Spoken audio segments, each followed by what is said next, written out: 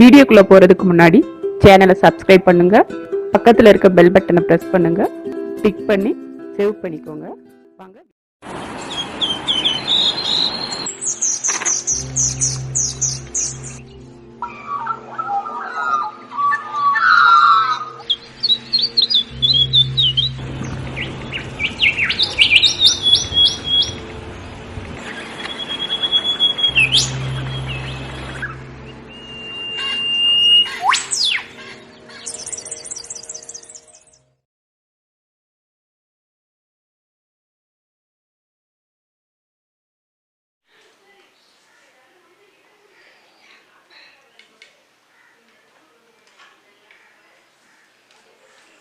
நம்ம ஸ்வீட் ரெசிபிக்கு ஃபஸ்ட்டு வந்து ஒரு பவுல் எடுத்துக்கலாம்.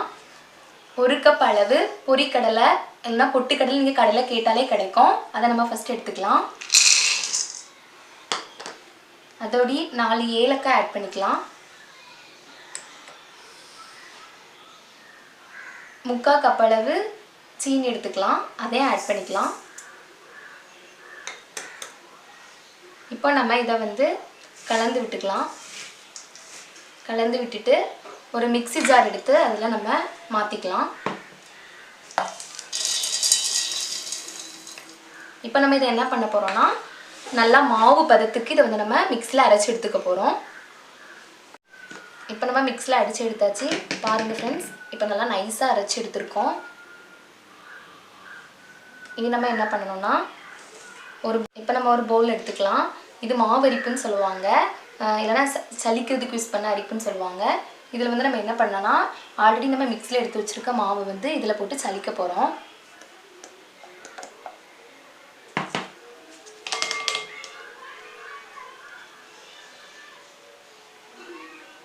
அந்த கட்டி கட்டியாக சில டைம் சின்ன சின்ன கட்டியாக இருக்கும், அது எல்லாமே வந்து சலிச்சு எடுக்கும்போது நைஸானது மட்டும் கீழே வந்துட்டு அந்த உதிரி உதிரியாக இருக்கிறதுலாம் மேலே இருந்துக்கும்.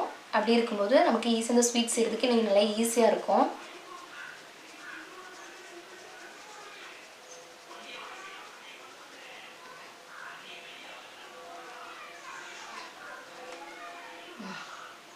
அது மாதிரி ஏலக்காவோட அந்த இது கூட வந்துடும், தனியாக பிரித்து எடுத்துக்கலாம். 1/4 கப் அளவு நெய் எடுத்துக்கலாம். நெய்யை இதில் ஆட் பண்ணிக்கலாம். நெய்யை நீங்கள் உருக்கி எடுத்துக்கலாம், அப்படி இல்லைனா இப்படி சாதாரண சும்மாவே எடுத்துக்கலாம். இந்த ரெசிபிக்கு அடுப்புங்கிறது ஒன்றும் தேவையே இல்லை. இப்போ நல்லா மிக்ஸ் பண்ணிக்கலாம். இதை இப்படி நம்ம ஆட் பண்ணும்போது நல்ல ஒரு பதம் கிடைக்கும்.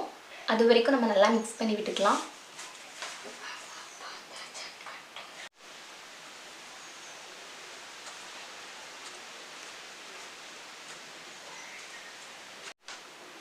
நம்ம வந்து கையை வச்சு நல்லா பிசைஞ்சு விட்டுக்கலாம். அப்போ தான் நல்ல ஒரு இலக்கம் கிடைக்கும்.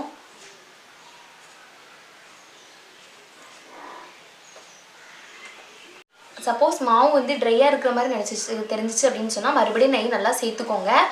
எக்காரணம் கொண்டும் பாலோ தண்ணியோ எதுவுமே ஆட் பண்ணக்கூடாது. சப்போஸ் அப்படி ஆட் பண்ணிங்க அப்படின்னு சொன்னால் இந்த ஸ்வீட் வந்து வரவே வராது. அதனால் ஒன்லி நெய் மட்டும் ஆட் பண்ணிக்கோங்க. எனக்கு கொஞ்சம் மாவு ட்ரையாக இருக்கிற மாதிரி ஃபீல் ஆகுது, அதனால நான் வந்து மறுபடியும் நெய் ஆட் பண்ணிக்கிறேன். நல்லா ஒரு மாவு உருட்டுற பதம் வரணும். இப்போ நல்ல ஒரு ஸ்வீட் பதத்துக்கு வந்துச்சுங்க. இனி நம்ம என்ன பண்ணலாம்னா, இதை வந்து நம்ம வந்து லட்டு மாதிரியும் பிடிச்சிக்கலாம்.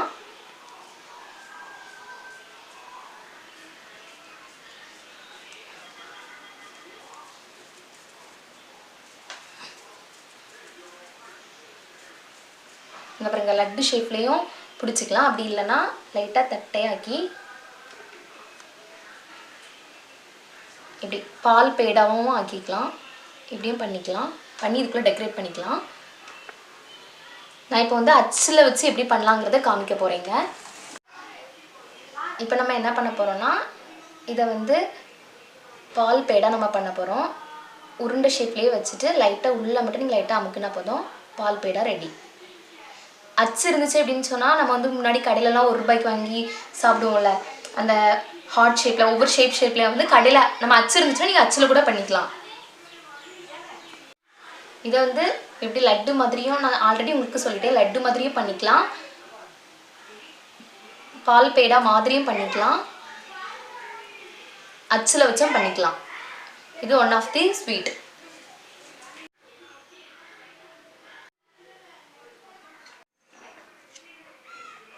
இப்போ நம்ம டெக்கரேட் பண்ணிக்கலாம்.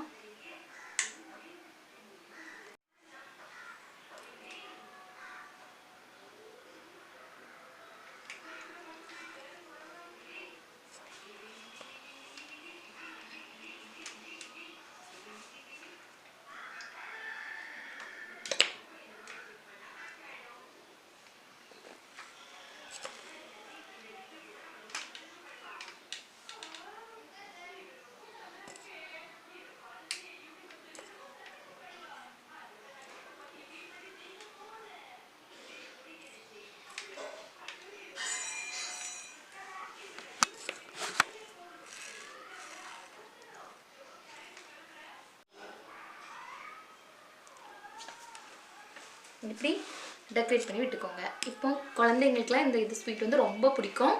இப்போ அழகாக நல்லா ரிச் லுக்காக இருக்கிறதுனால குழந்தைங்க வந்து இன்னும் எடுத்து நல்லா சாப்பிட்றதுக்கு இருக்கும். அதனால் நீங்கள் இது வந்து கடையில் தான் வாங்கணும்னு அவசியமே இல்லைங்க.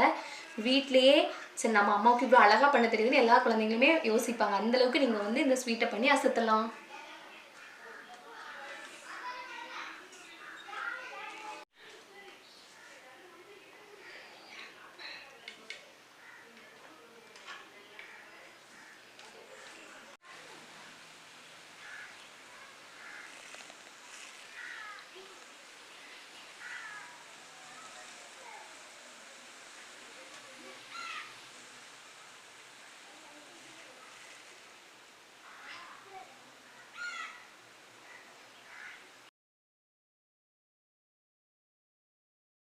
வீடியோக்குள்ள போறதுக்கு முன்னாடி சேனலை சப்ஸ்கிரைப் பண்ணுங்க, பக்கத்துல இருக்க பெல் பட்டனை பிரஸ் பண்ணுங்க, டிக் பண்ணி சேவ் பண்ணிக்கோங்க.